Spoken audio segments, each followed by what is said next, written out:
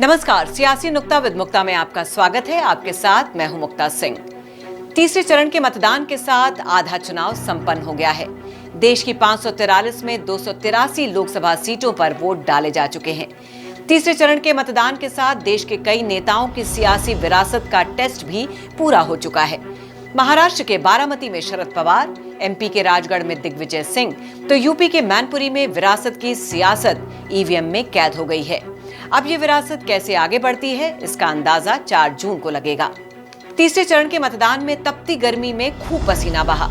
NCP अध्यक्ष शरद पवार बीमार होने के बावजूद महाराष्ट्र के बारामती में वोट डालने पहुंचे। उनके साथ बेटी सुप्रिया सुले भी मौजूद थीं।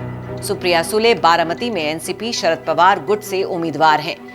उनके सामने महाराष्ट्र के कद्दावर मंत्री अजीत पवार की पत्नी सुनेत्रा पवार मैदान में हैं। 2 साल पहले तक पूरा परिवार एक था। बारामती में शरद पवार के विरोधी अपनी जमानत बचाने के लिए चुनाव लड़ते थे। यहाँ कई सालों से बिल्कुल एक तरफा चुनाव हो रहा था। इस बार के लोकसभा चुनाव में पहली बार बारामती में बेहद करीबी मुकाबला देखने को मिल रहा है।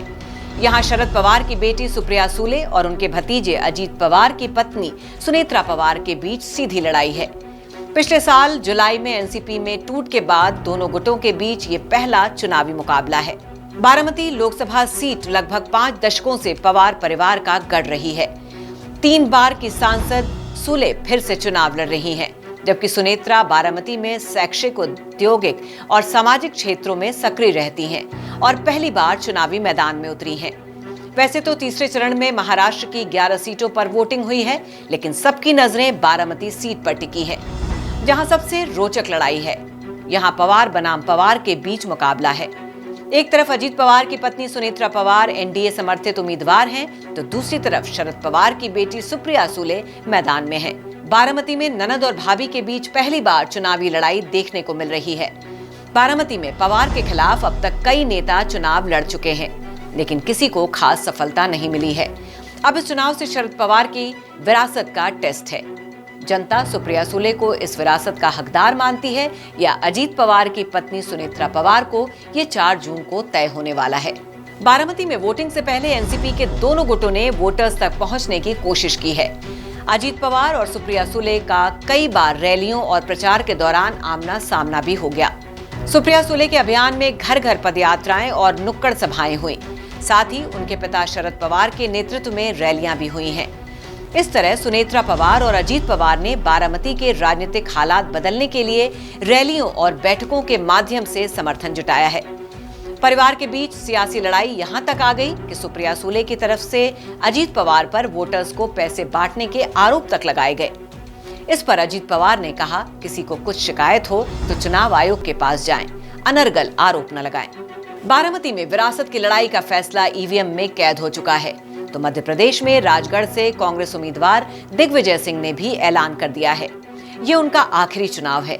एमपी के सीएम और कांग्रेस संगठन में कई अहम पदों पर रहे दिग्विजय सिंह अपने आखिरी चुनाव में भी जमीन आसमान एक करते दिखे। राजगढ़ में दिग्विजय सिंह दिन भर कड़ी धूप में पोलिंग बूथ पर घूमते रहे।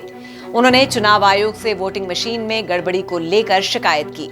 दिग्विजय ने दोपहर में बाकायदा वीडियो जारी कर कहा कि राजगढ़ के पोलिंग क्रमांक 24 में 11 वोट डले हैं और मशीन 50 बता रही है। साथ ही कहा कि 100 मीटर के दायरे में भाजपा के लोगों को प्रचार प्रसार करने की इजाजत दी गई, जबकि उनके लोगों को डंडों से पीटा गया। मध्य प्रदेश की सबसे चर्चित राजगढ़ लोकसभा सीट पर सिर्फ प्रदेश ही नहीं बल्कि केंद्र के नेताओं की निगाहें भी टिकी हुई हैं। यहाँ बीजेपी और कांग्रेस दोनों ही दलों की साख दांव पर लगी है। राजगढ़ में दिग्विजय सिंह का मुकाबला बीजेपी के रोडमल नागर से है, जिन्होंने पूरे चुनाव प्रचार के दौरान दिग्विजय को हराने के लिए प्रधानमंत्री मोदी के नाम पर वोट मांगे। 70 साल से ज्यादा के हो चुके दिग्विजय सिंह वैसे तो अपनी सियासी विरासत बेटे जयवर्धन सिंह को सौंप चुके हैं।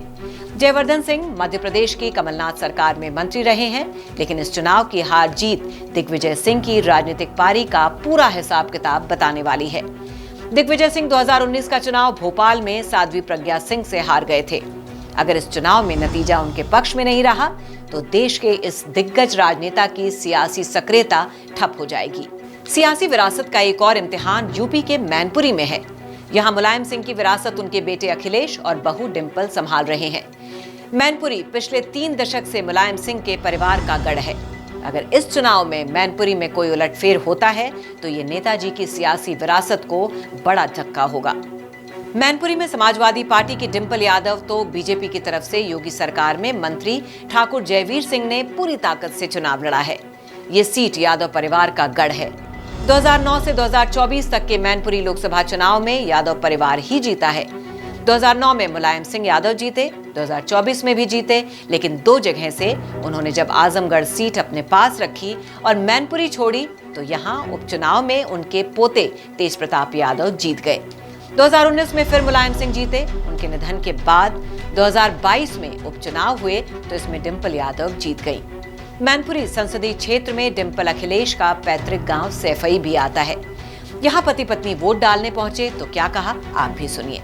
कई जगह ऐसा सुनने को मिल रहा है जहाँ बीजेपी के कार्यकर्ता नेता बूथ पर कब्जा करना चाहते हैं। कई जगह जो शुरुआती दौर में एजेंट नहीं बनने देना चाहते थे। मैंने यहाँ पर एक अधिकारी को देखा, जिस समय मैं गाड़ी में आया उसे होश ही नहीं था क्या कर रहा है और लोगों को गाली गलौज कर रहा है। अगर पोलिंग स्टेशन पे आप लोगों को गाली गलौज करोगे, ये कहाँ का व्यवहार है? और चेक करने की अनुमति अंदर है, आप बाहर खड़े होकर पुलिस नहीं चेक कर सकती है कि आप वोट डाल के आए हो कि नहीं डाल के आए हो। लगातार बेरोजगारी जिस तरह बढ़ रही है, लगातार महंगाई जिस तरह बढ़ी है, लगातार जिस तरह रुपए के दाम इंटरनेशनल मार्केट्स में गिर रहे हैं, लगातार जिस तरह खाली पूंजीपतियों की इस देश में सेवा की जा रही है, और मैं समझती हूँ कहीं ना कहीं नीति के तहत और नियत के तहत भारतीय जनता पार्टी में बहुत भारी कमी और भारी खोट है।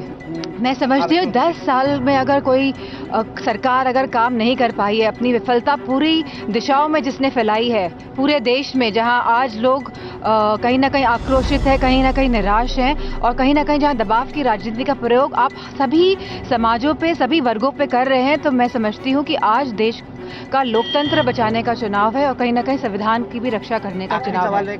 यानी साफ है कि मैनपुरी में विरासत का टेस्ट हो चुका है। मैनपुरी में विरासत को बचाए रखने की चुनौती है। तीसरे चरण का चुनाव 3 सियासी परिवारों के लिए आगे का रोड मैप तय करने वाला है। विरासत के टेस्ट में कौन फेल होता है और कौन पास, इस बारे में हम आपको अपडेट देते रहेंगे। सियासी नुक्ता विद मुक्ता में आज के लिए बस इतना ही। मुझे दीजिए इजाजत और बाकी खबरों के लिए देखते रहिए श्रेष्ठ भारत।